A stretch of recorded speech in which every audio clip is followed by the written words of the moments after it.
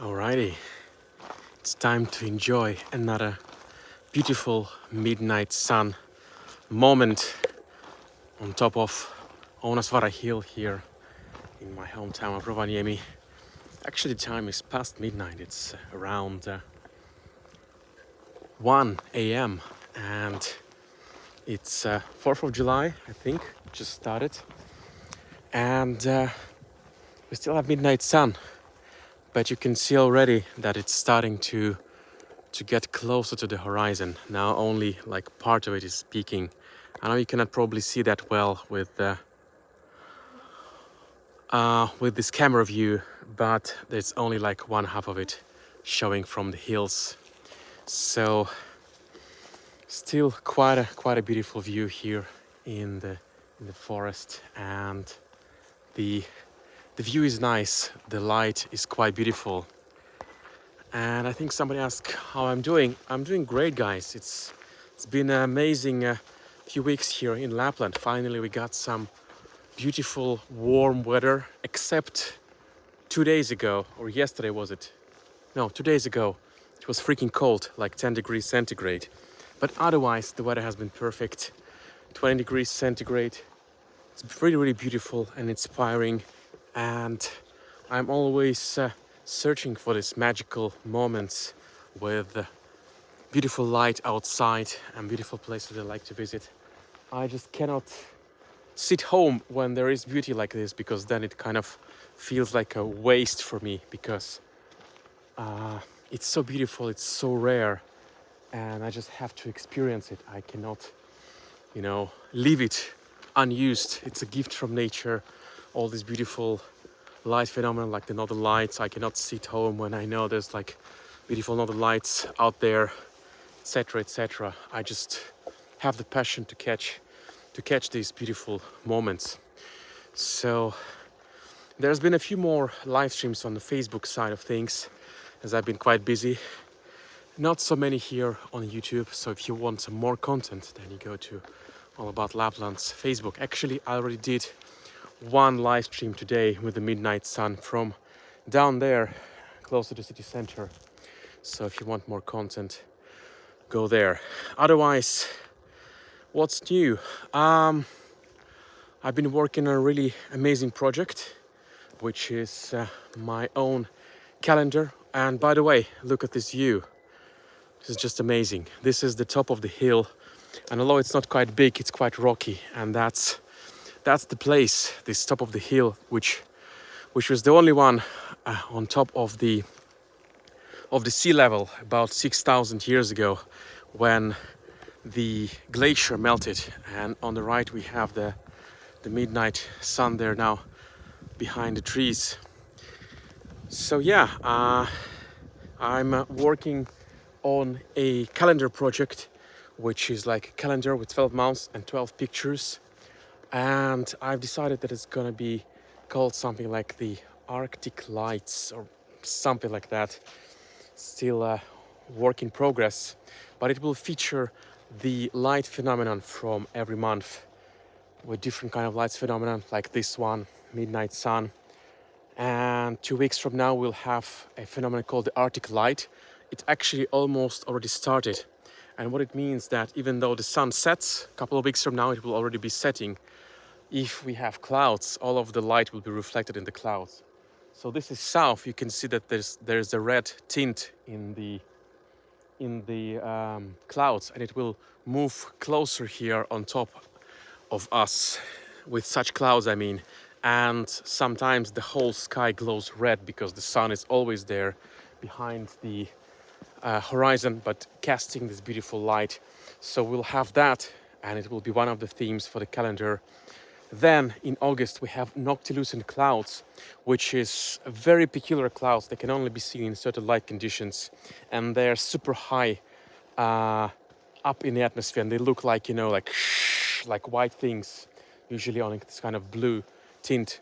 Then of course from September to April we have northern lights, so there'll be lots of northern lights, but not exclusively.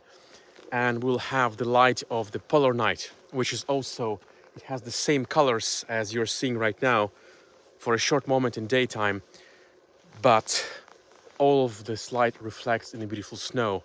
So it's going to be something like this. So I was actually inspired by this while doing one of the lives on the Facebook side of things, and we've kind of confirmed with everyone. Dei Kasi, what the hell? Long time no hear. Wow, wow. So I'm gonna be producing this calendar with my best photos, calling it the Arctic Lights calendar, and it will be on sale at some point at our Aurora shop, which is the Finnish design store that we have with my wife and myself. So featuring the best design items from Lapland, Finland, cosmetic superfoods, and also speaking of photos, I have beautiful postcards, wooden plywood postcards with some of the interesting things that I have filmed here. And yeah, I like this tree. This is a kind of a famous photographer tree. So many people who come to this place, they take a photograph of that because it's kind of, you know, a dead tree standing in the middle of nothing. I think I have a few pictures of that in different light conditions, also with northern lights perhaps, I don't know. Anyway, a famous dead tree on top of the hill. So yeah, that's the project that I'm currently working on to present to you. And as it's a work in progress, I'm gonna share what kind of decisions I'm making. So I'm still searching for pictures to fill the calendar, but it's going to be a story, a visual story about different light phenomena in different months. So that's something. So midnight sun here is for a few more days. Now it's 1 a.m. and it's beautiful, it's shining, and the sun is not gonna set for until a few more days here in Rovaniemi. And if you go more north to Lapland, you can still enjoy midnight sun for a couple of more weeks. But the more south you are, the less of the midnight sun you have in terms of days. Here in Rovaniemi, it's kind of a month, but it's up to 70 days, I think, in Utsjoki or something like that. I mean, it doesn't look very dissimilar, but you have more light in the north. So yeah, now there is the beautiful cast everywhere around the sky. I actually love days like this or nights like this when everything is overcast except the north, and that's where you have the most beautiful colors in the sky, because all of the light is preserved here. It's not scattered away, it's reflected in the clouds, and you can see how beautiful this red tint is. I think from this view you can kind of see that it's only like half of the sun visible from the hill and not all of it. And yeah, unfortunately, slowly it will start setting and setting, but then you have the beautiful Arctic light that I talked about. Then the nights will also be kind of reddish in color in early August, because the sun will still cast some light. There's gonna be like really dark red, so they're turning from this yellow orangey colors to red in mid July, and then to like really deep reds in end of July, early August, and then it starts to become purple and then blue. I mean, the colors of the night before we get to real night, before there is like real darkness and stars. So it's in a way it's quite of an adventure with all the colors and different light phenomena that we have here on the Arctic Circle. And I think we are perhaps 5 or 6 weeks, maybe even, yeah, last year I saw the first northern lights around 8th of August, which was quite early, so we might be just a month away from the first little northern lights, but I would say 5 to 6 weeks to be more sure about it. So it's crazy how things change here. The seasons change here so fast, and there was just all of this river in front of us. It was just covered with ice just how many 2 months ago? Yeah, 1.5 months ago there was still ice there. So 1.5 months ago, or at least 2 months ago, there was ice still on the Kemijoki River there. But yeah, now it's just beautiful serenity. And if you're wondering what the heck this thing is, you're kind of supposed to go down with these devices, like I don't know how to call it, a sled. So the handle is kind of your brake. I've never done this actually, but that's how you do it. You kind of sit with the sled here, and then you go downhill. Obviously there is no snow now on the slopes, so that's how you go downhill in the summertime. But I think actually there is snow there, and you know how? The ski resorts, where I am right now at the ski resort area, I'm actually walking on the slope of a ski resort, a small one, but still. So the ski resorts are growing clever, and they figured out that they will preserve the snow over the summer here. I mean, of course, part of it will be gone, but if they preserve it correctly, they should have like half or maybe a third, which should be enough to help them start the skiing season earlier, compared to having just natural snow or then running the snow machines in autumn time, which is less productive. The snow machines are used quite extensively nowadays by ski resorts. There are only like a few really wild ones that don't use the artificial snow, but it's much more commercially viable to run the snow cannons in winter time where it's super cold, so it's more efficient.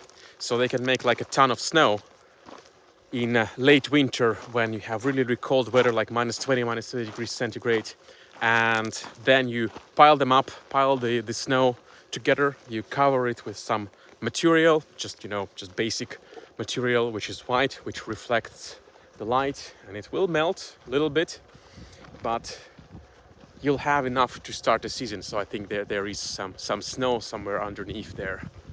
I cannot see it from here. Oh, I can see it now actually. I can see the pile of snow, which is that white tarp over there. And actually there are some caravans there as well at the bottom of the hill. So the snow pile is that one. It's on the right, that one. It's kind of a more downhill, and yeah, still catching a bit of sunlight, the rays over there. But yeah, there they have snow here, so I'm not joking. Actually, I think I'll go there and show you some snow, because why not? It's quite unusual to have snow in the middle of the summer. But yeah, that's the trick that ski resorts started using to help themselves. And speaking about snow, you actually can find natural snow up to August, I would say, in some places in Lapland. Of course, we are talking about mountainous areas up north where it's cooler. There might be some ravines, some gorges, some northern slopes which are only exposed to the midnight sun, which is less powerful. So I actually found snow in August in Lapland, like real wild snow as well. Not a lot, but some of it. So so that is also possible, not only via artificial snow, but natural snow. So yeah, there are so many cool things about Lapland like that. And sometimes what you have is totally different weather conditions in some parts of Lapland. Like you can have really warm, almost tropical summer in southern Lapland, and you might have like snowfall in the north. Actually, we had a snowfall on the 1st of June, I think so. So you can have quite... Oh, there is a hare. There is a hare. There's a hare there.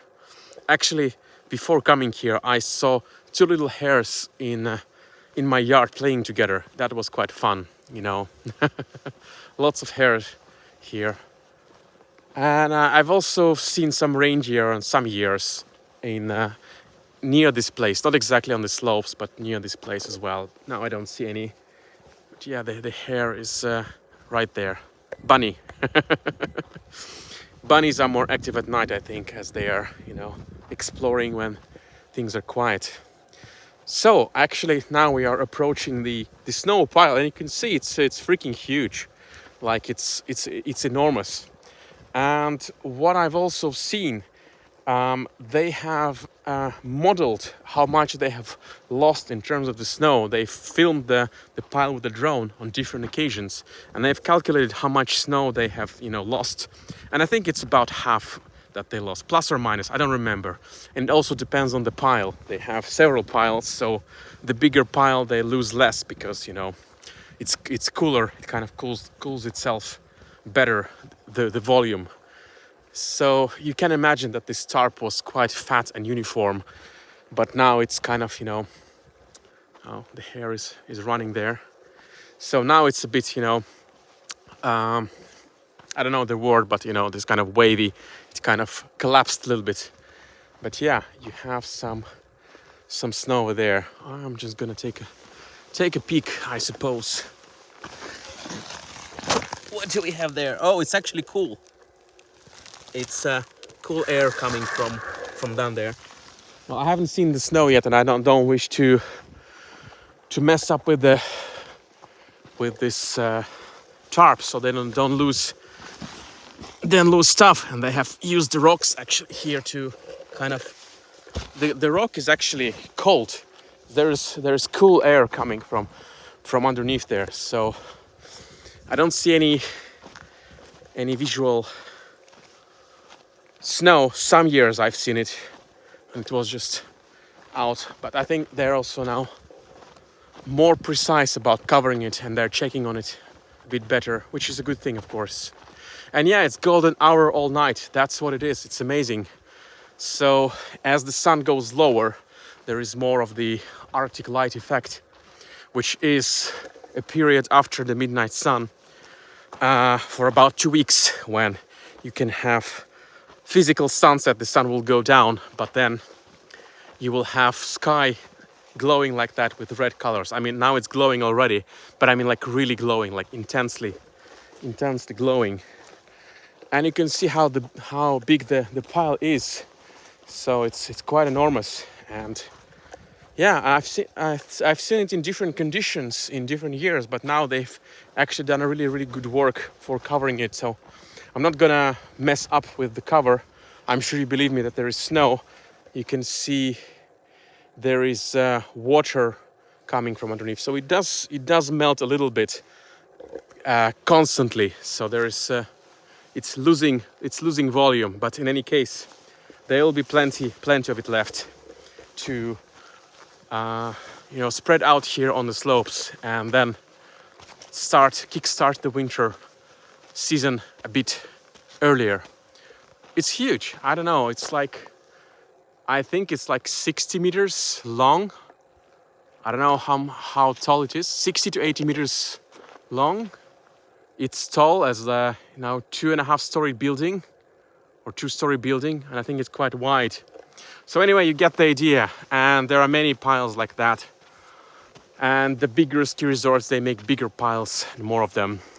I mean, the idea is that they don't cover each and every slope with snow from last winter, but maybe like 1 or 2 or 3, you know, just to have some, just to enable some fun for the skiers, so they can have some fun, and then gradually they will, you know, populate other slopes with either natural snow or artificial snow, or usually a combination of them.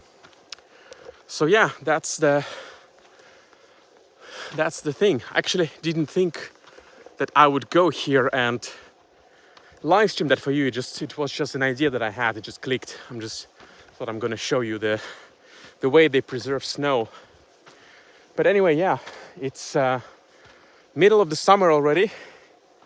So there's only maybe 2.5 months with really warm weather, and then in September it starts to get quite cooler.